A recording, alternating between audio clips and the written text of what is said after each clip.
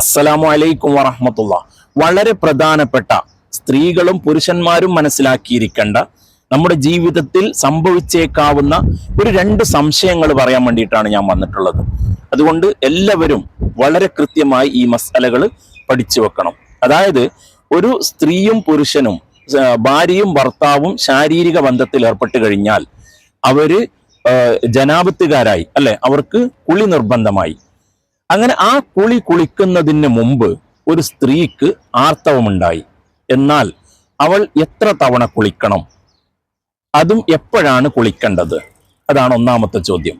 രണ്ടാമത്തത്, ഒരു സ്ത്രീക്ക് ആർത്തവമുണ്ടായി, ആർത്തവം കഴിഞ്ഞു, പക്ഷേ ആർത്തവത്തിന്റെ ഫർളായ കുളിക്കുന്നതിന് മുമ്പ് അവള് ഭർത്താവുമായി ബന്ധപ്പെടാൻ പാടുണ്ടോ?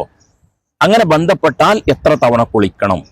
ഇതാണ് ഇന്ന് നമ്മൾ നോക്കാൻ പോകുന്നത്.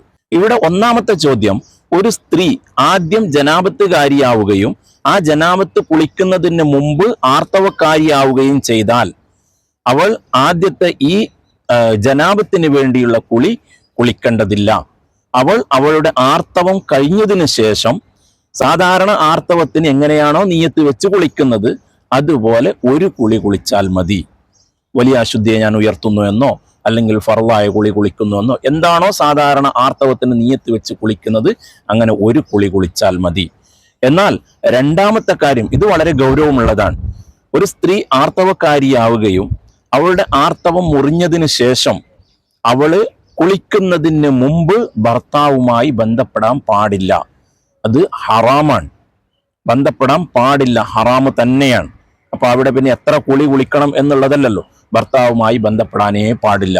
ആർത്തവത്തിന്റെ കുളിച്ചിട്ട് വീണ്ടും ഭർത്താവുമായി ബന്ധപ്പെട്ടാൽ അതിന്റെ പിന്നെ കുളിക്കണം. അല്ലാതെ ആർത്തവം കഴിഞ്ഞതിന് ശേഷം കുളിക്കുന്നതിന് മുമ്പ് ഭർത്താവുമായി ബന്ധപ്പെടാൻ പാടില്ല. അത് ഹറാമ് തന്നെയാണ്. ഇത് ചില ആളുകൾക്ക് സംശയമുണ്ടാകും. സംശയമില്ലാത്ത ആളാണെങ്കിലും ഇതൊന്ന് പഠിച്ചിരിക്കൽ നമ്മുടെ മേൽ നിർബന്ധമാണ്. അല്ലാഹു തആല നല്ല കാര്യങ്ങൾ പഠിക്കുവാനും നല്ലത് ജീവിതത്തിൽ പകർത്തുവാനുള്ള തൗഫീക്ക് നൽകട്ടെ. ആമീൻ യാ റബ്ബൽ ആലമീൻ. അസ്സലാമു അലൈക്കും വറഹ്മത്തുള്ളാഹി. Uchas Creation YouTube channel. Like, share, comment and subscribe.